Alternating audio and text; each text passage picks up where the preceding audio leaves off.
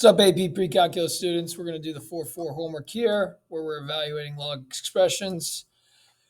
When I start doing logs, I just make sure I have the right kind of idea on what a log is. Here's what I would do first, and then I start to be like, okay, this is what I'm trying to find. If I'm ever unsure, I can just kind of solve the equation.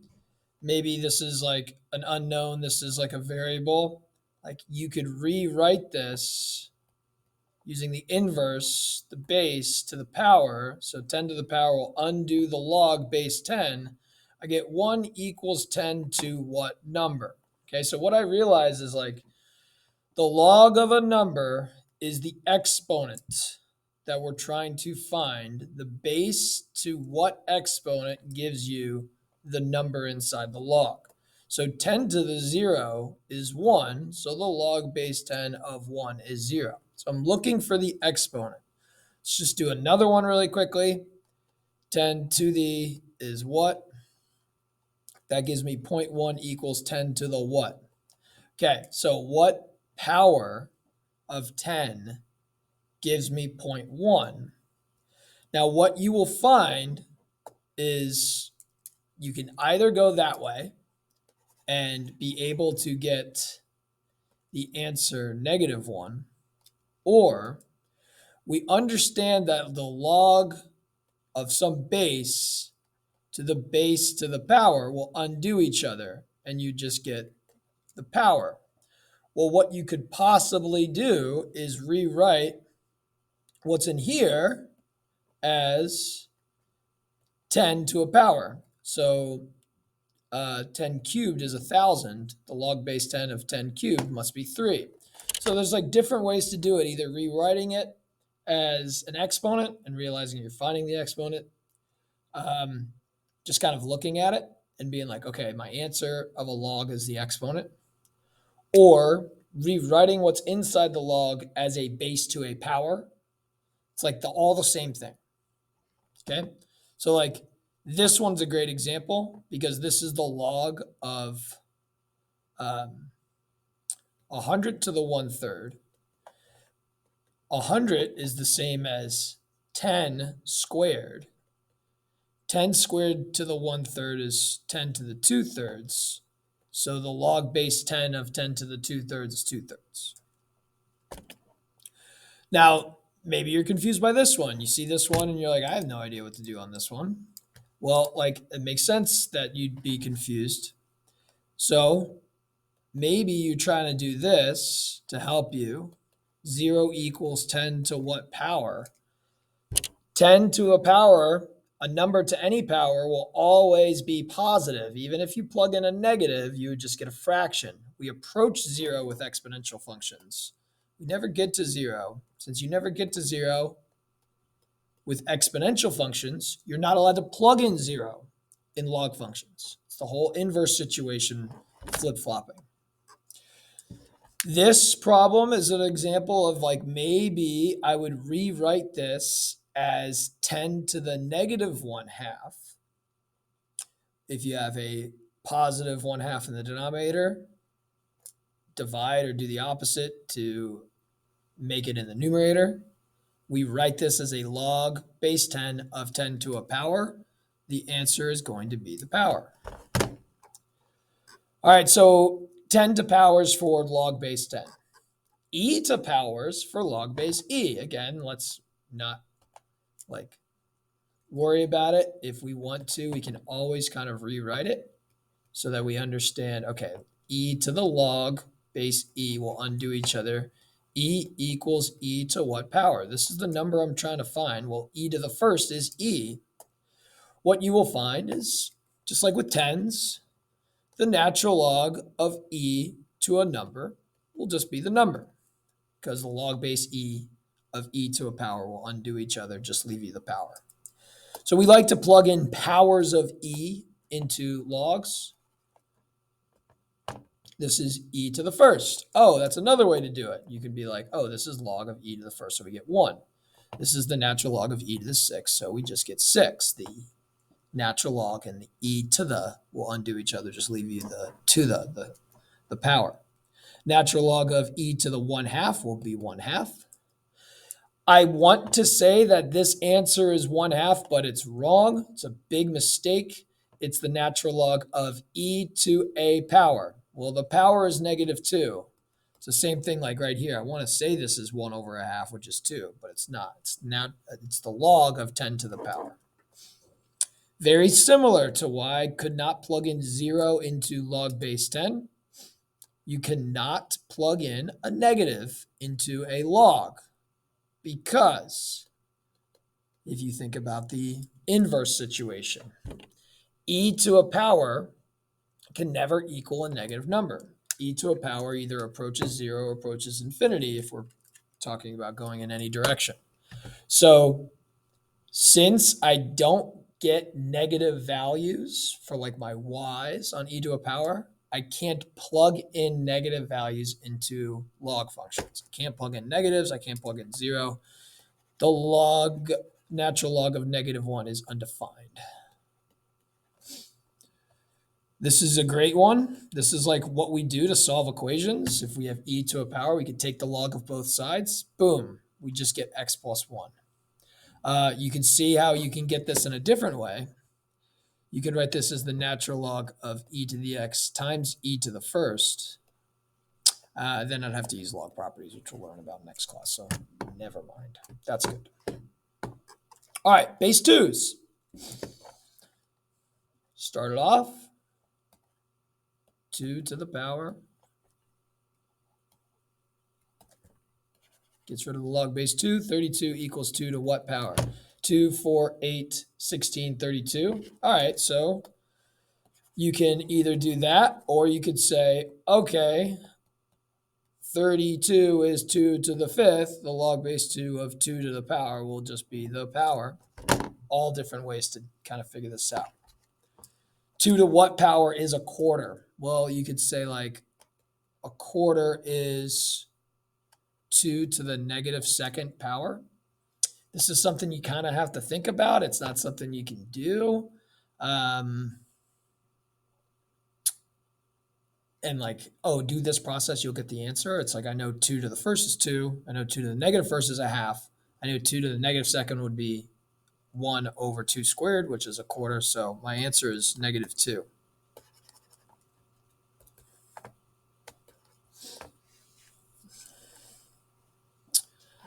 This is fun. Root 2 over 2.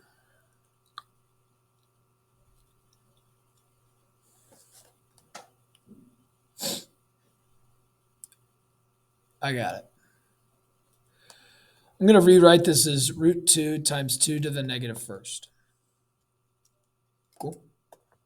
So I'm going to rewrite that as 2 to the 1/2 times 2 to the -1st. This is something that stumps students. What happens if you're multiplying things, bases, with different exponents? You add the exponents together, right? 2 plus 3. I can add these exponents together. This is a good problem, Mr. Huffaker.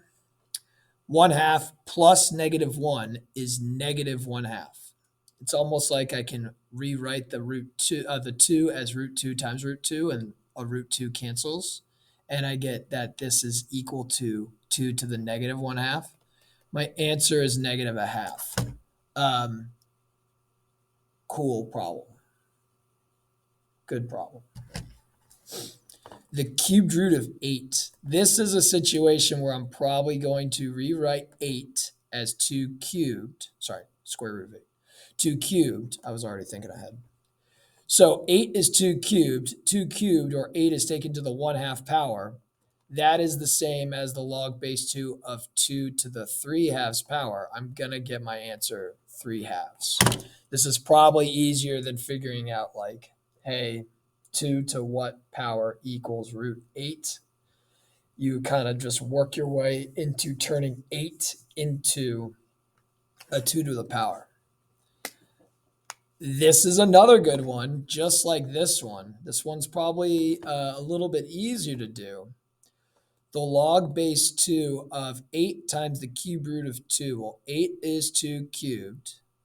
The cubed root is a 1/3 power. When you're multiplying bases with different powers, you add the powers together. Log base 2 of 1/3 plus 3. 3 is 9/3, so I get 10/3. So log base 2 of 2 to the 10/3 is 10/3. I hope you guys are doing this, and I hope we probably definitely have this on the quiz. What we will see is that when you're taking the log of 1, it can always be written as your base to the 0. So the log of 1, no matter what, as long as there's not anything inside, like x plus something inside, is going to be 0. Okay? Great. Just like what I did before to help me maybe like get myself started with these log problems, like don't forget the inverse situation. How if I want to rewrite things from logs into exponents or exponents into logs, if I need to solve equations, we can use the inverse. To undo exponents, we use a log. Pay attention to the base. I could log base 2 both sides. This is what I would do. I know so many of you just write it out because you're like, oh, this moves here, this moves here. What I don't want to see, because I don't like that method, I don't think it makes sense with anything else we've done in previous math classes. What I don't want to see is the 4 on the right side. I don't want to see the 4 on the right side, because if I take the log base 2 of 2 to the 4th, I just get 4. Okay? And that stays on the left side. Don't move it to the right side. The right side is the log base 2 of 16. Okay? Please, to help you for your future, okay, understand it's just an inverse. It's just like square root both sides. Square root both sides to solve a square equation. You don't move stuff around onto other sides. Here, to undo this exponential situation, I would use a log base 3 of both sides. Now the log base 3 of 3 to the negative 4th is negative 4. And this is the log base 3 of 1 over 81. Please write it like this. If you don't write it like this, I know you're just not paying attention to me. So like, what am I even doing here?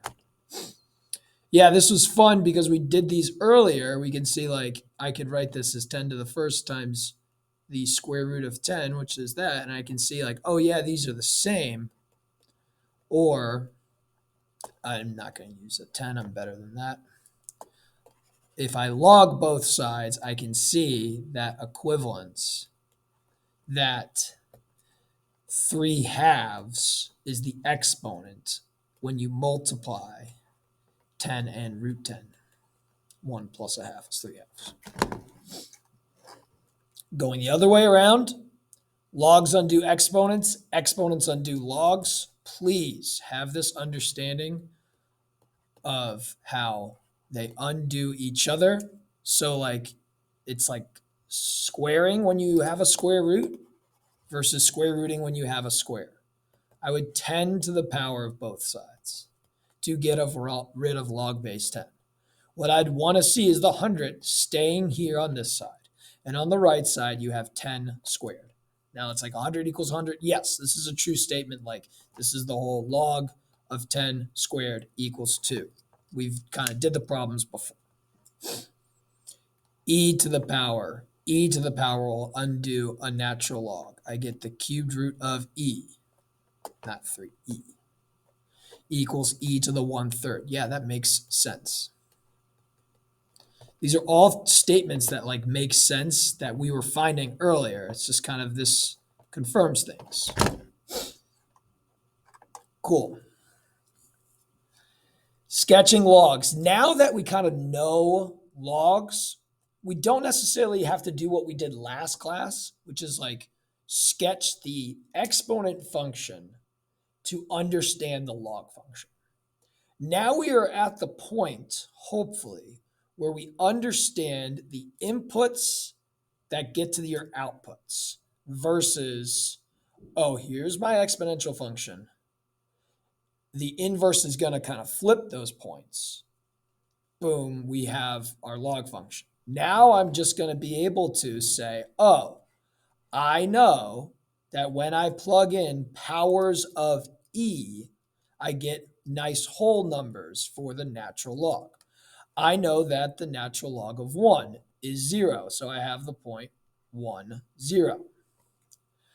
I know the natural log of e to the negative first is negative 1. So I have the point e to the negative first, which is 1 over e, negative 1. 1 over e is like a third, negative 1. I know the natural log of e to the negative second is negative 2. So I have the point 1 over e squared comma negative 2. This is my x, this is my y. 1 over e squared is like 1 over something close to 9. So 1 over something close to 9, negative 2. Boom, and we can keep doing that.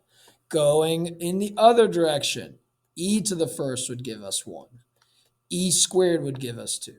E cubed would give us 3. Now, understanding e squared, e cubed, they are exponentially bigger inputs to produce just like one y change in our outputs. This is the idea that we introduced last class, that you need to multiply your x's by a common ratio to get an equal stepped change in y. E squared 2, e cubed 3.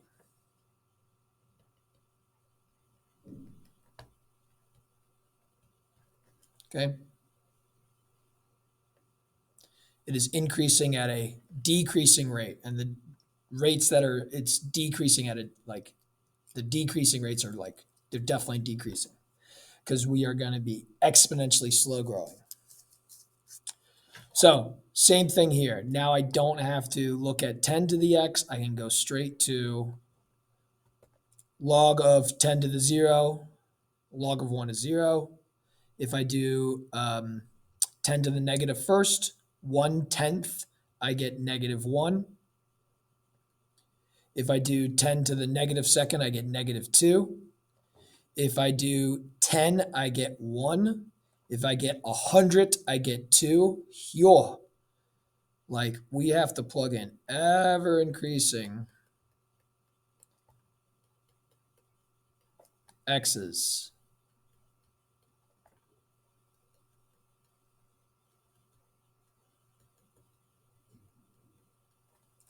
to get same stepped y changes. Log base 2, 2 to powers, 2 to the 0 is 1. Sorry. Yeah, 2 to the 0 is 1. So, like, log base 1 is 0. Log base 2 of 1 is 0. So you got this point 1, 0. Log base 2 of 1 is 0. You got the point 1, 0. You can write that as 2 to the 0, but 2 to the 0 is 1. Log base 2 of 2 squared is 2. So 4, 2. 8, 3. 2 cubed is 8. 2 cubed is the x. 3 is the y. 16, 4. I have 2 to the negative first, 1/2, negative 1. 1/4, negative 2, etc., etc. Okay. Let's do number 7. I'm doing this a little bit later because the first time I did these problems, I kind of took them one at a time. But there's actually an easy way to do these questions, and I just kind of didn't see it the first time, which happens. It's okay. Suppose log base b of m equals 12. Find the values of the expression in terms of m. What's b to the 12th? It's like, well, sometimes when you don't know what to do with an exponent, a log or an exponent problem, best thing to do is to just take a different approach. Rewrite it. Use the inverse. Get rid of the log or get rid of the exponent. Here, I'm going to get rid of the log by taking b to the power of both sides. And I get our key expression, m equals b to the 12th. Okay, so b to the 12th is m. The rest of these questions, b to the 6th, b to the negative 12th, b to the 24th, follow with just like our understanding of m's relationship with b to the 12th. M equals b to the 12th. Do you want b to the 6th? Take this to the 1/2 power on both sides. And you get b to the 6 is equal to m, not times a half, but m to the 1/2. Okay, so if I have, and I'll flip flop them just for the purposes of this, b to the 12th equals m, and I want b to the negative 12th, well, I'll take both sides to the negative first power because 12th to the negative first, multiply the powers. We use our exponent rules to help us here. We get m to the negative first. B to the 24th. Okay, well, again, b to the 12th equals m. We need to multiply this by 2. This is probably what I would do. I could set up an equation to solve, be like 12 times what is 24 and get 2, but whatever. I get m squared here. This is a good one. Maybe it's better to do this one first. Again, the relationship we've established by taking b to the power of both sides. And again, if you didn't know how to do this, then maybe you're going to miss all of this. M equals b to the 12th, or b to the 12th equals m. I want b to the 1/2. How can I get 12 and turn it into 1/2? Well, like 12 times what equals a half? Divide by 12, divide by 12. 1/2 divided by 12 is 1/24th. Something you could just figure out. M to the 1/24th. This is b to the negative first. We get b to the 12th equals m. I want b to the negative first. 12 times what equals negative 1? Divide by negative 12. Or multiply by negative 1/12. Okay. Cool. That's the only ones I wanted to show. Like, I did them all like separately, and I used a log property to get the answer, and that's another way to do it, which is cool. But for today's homework, this is the easiest way to do it. But good questions. Okay, what do we learn from the past? Like, you can't plug in 0, you can't plug in negatives. So for the domain, which is like what can you plug into a function, your values you plug in have to be bigger than 0. So here you're going to have x's are greater than negative 5.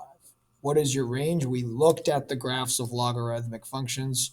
Your range is y's between infinity and negative infinity. You get to negative infinity quickly to the right of 0. Here it would be to the right of negative 5.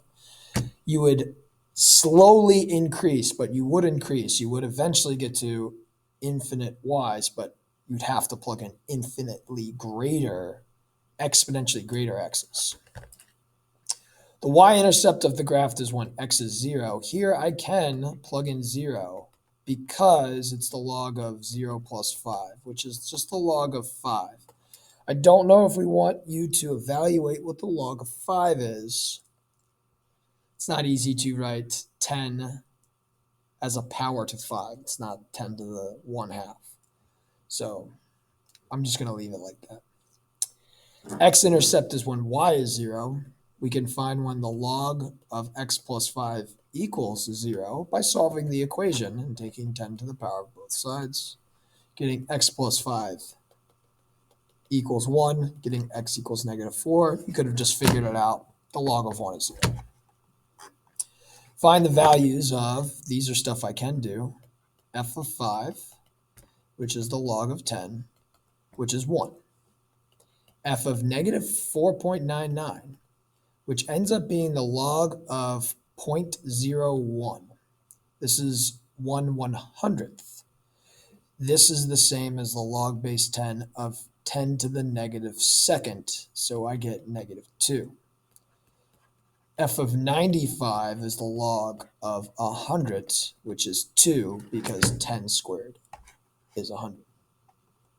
Sketch the graph. Well, we understand the transformation is a shift left 5. Negative 5 is kind of like where we're going to start. Rather, it is kind of like our vertical asymptote. I got negative 4, 0. I got log 0, log 5, whatever that is. I have a log 100 is 2. So it's like that. All right, same thing. The domain are x's where the inside is greater than 0. So this is my x is greater than 1. The range is going to be all of my y's from negative infinity to infinity. We can use limit notation to show that. Let's find some values. G of 9/8. So log base 4, 9/8 minus 8/8 is 1/8. Okay. In the future, we'll show you change of bases to be able to evaluate this better. But like 4 to some power, like I could change to a base 2, and this will like be easier. But we kind of worked with like 4 to what power is 1/8. Okay. Well, the square root of 4 is 2. 2 cubed is 8. So I'm immediately thinking, take the square root of 4, I get 2. Cube it, and I get 8. Make one of these negative so that I have like 2 to the negative third is 1/2. I have a negative 3/2 power. Okay. We'll show you a different way to get that answer negative 3/2 using change of base. That might be easier, but we like challenging you right now. Log base 4 of 3/2 minus 1 is 1/2. 4 to what power is a half? Well, the square root of 4 is 2. This 4 to the negative 1/2 would have to be 1/2. 4 to the 1/2 is 2. 4 to the negative 1/2 would have to be 1/2. So this is negative 1/2. If I plug in 9, get the log base 4. This is good stuff here. Good homework, Mr. Huffaker. Square root of 4 is 2. 2 cubed. So again, the square root of 4 is 2. 2 cubed is 8. So this is that positive 3/2. Explain why G has no y-intercept. Y-intercept is when x is 0. I'm not allowed to plug in 0. X's have to be bigger than 1 is our domain. So that's my reasoning why. Sketch the graph. Really, it's just log base 4 shifted to the right one. So plug in 2, you get 0. We have these points here. We're kind of starting at 1 as our vertical asymptote. We are increasing at a decreasing rate. I'm just going to sketch. If b to the 4th equals a, what is the value of log base b of a to the 5th? That's a good one.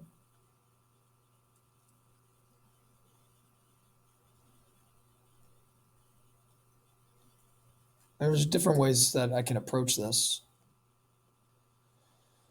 I can start with just b equals a to the 1/4. I can take like the reciprocal power of both sides to just solve this for b. I can take the log base b of both sides.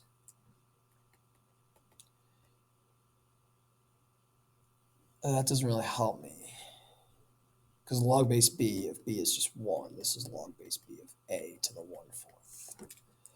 If I wanted to, I probably should get an a to the 5th. And this is another thing where it's like, I could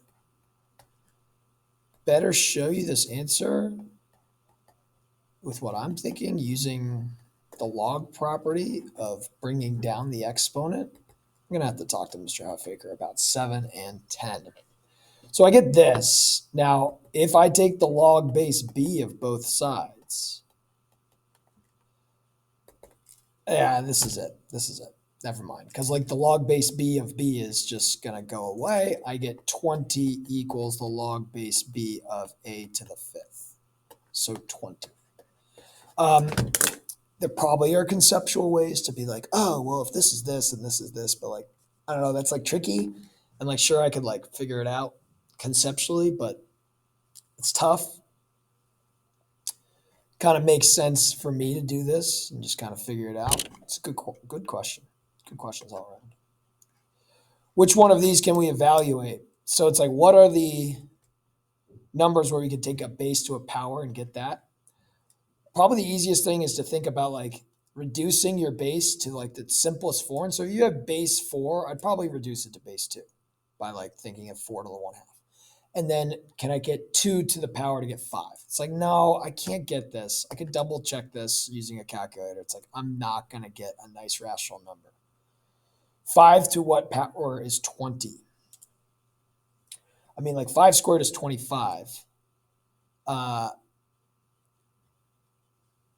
cubed is 125. Like, it's not going to be something that's going to be nice. That's what I'm thinking. I can get 1/10 with a negative first power.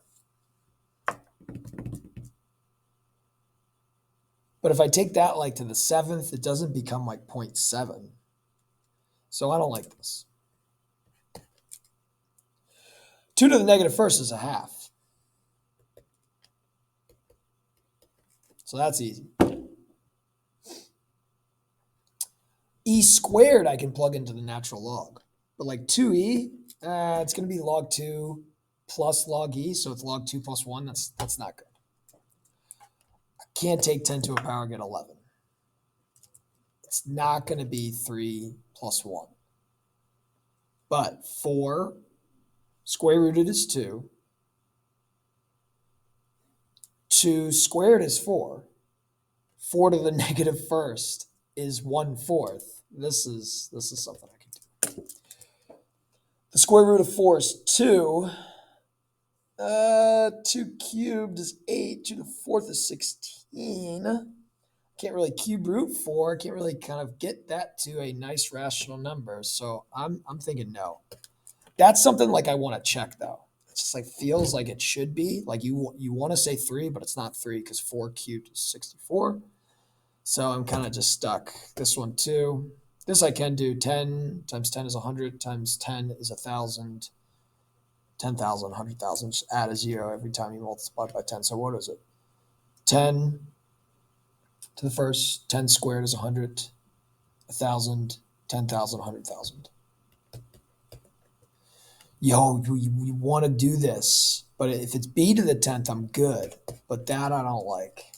This I can do because we have e to the 7/4. So my answer is 7/4.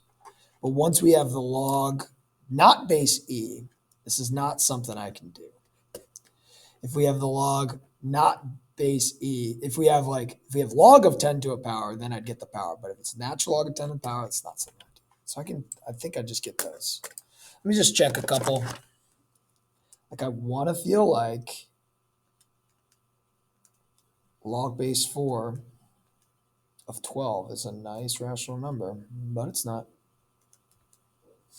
It's not. I want to feel like log base 5 of 20 is a nice rational number, but it's not. So yeah, I think I got them all.